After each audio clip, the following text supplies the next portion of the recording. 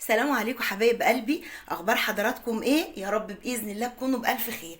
النهارده يا غاليين باذن الله هنعمل مع بعض صينيه بسبوسه بالظبط بالظبط زي بتاعت المحلات، طعم وشكل وريحه ولون كل حاجه باذن الله. هسمي بسم الله بقى يا غاليين كده واقول لكم بقى المقادير بتاعتنا ايه. انا عندي هنا نص كيلو سميد، وهاخد معلقه صغيره كيك شيف او بيكنج باودر، ورقه فانيليا، وعندي كوبايه الا ربع سمنه ولازم تكون سخنه. يعني انا بص حاطه ايدي كده عليها سخنه انا مسخناها، وعندي كوبايه ميه، وعندي كوبايه سكر. هتحطي ايه تاني يا ام محمود؟ هقول لكم يا غالين مش هحط اي حاجه تاني، مش هحط لبن، هنعملها بميه وهتطلع طريه وجميله هتعجب حضراتكم جدا. هنسمي بسم الله بقى ويلا نقول هنعمل ايه. حبايب قلبي هبدأ بقى اسمي بسم الله، واحط معايا كوباية السكر،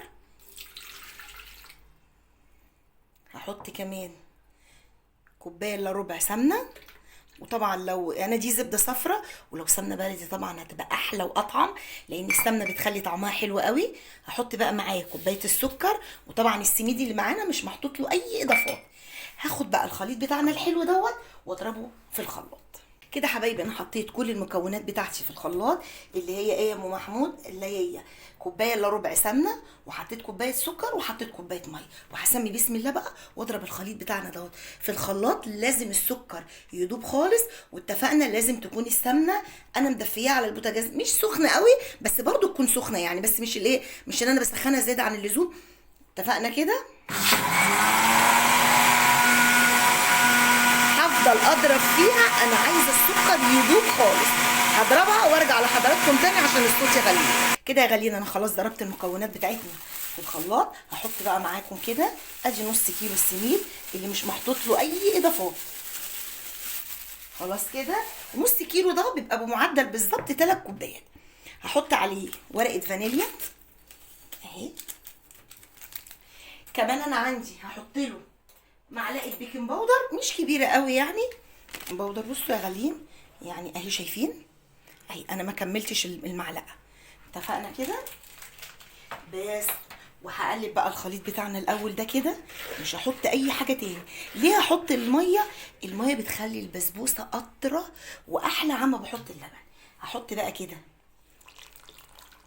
السمنه باللبن بالسكر اللي انا ضربتهم في الخلاط، واتاكدت كويس قوي قوي ان السكر بيش. انا مش عايزه اعجنها، انا هعمل اهو. بصوا غاليين باينه قدامكم كده بالراحه خالص كده.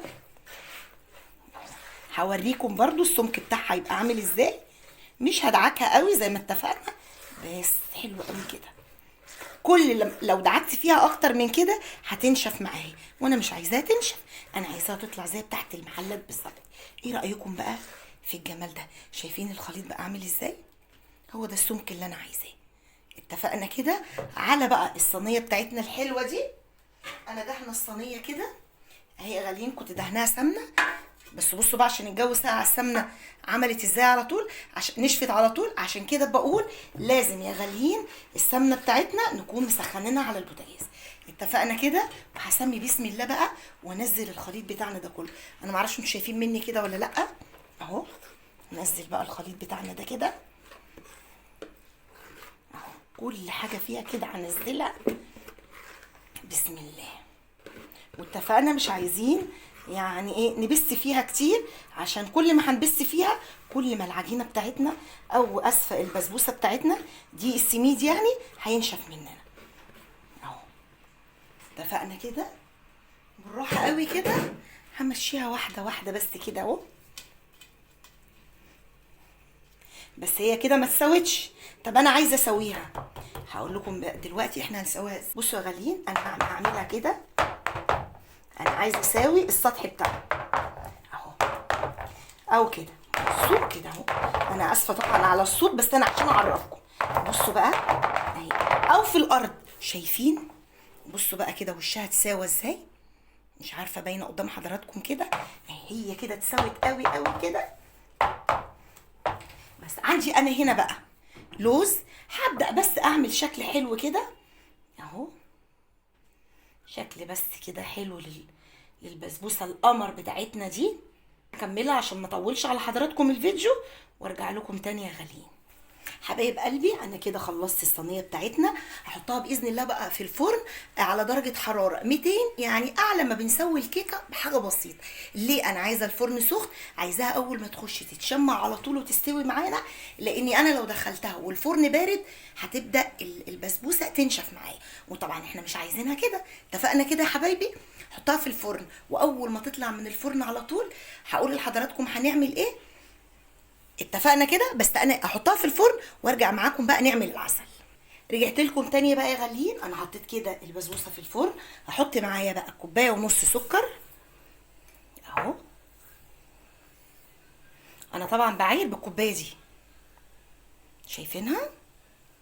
وهحط عليها كوبايه ونص ميه، ومش هحط لا ليمون ولا اي حاجه تاني.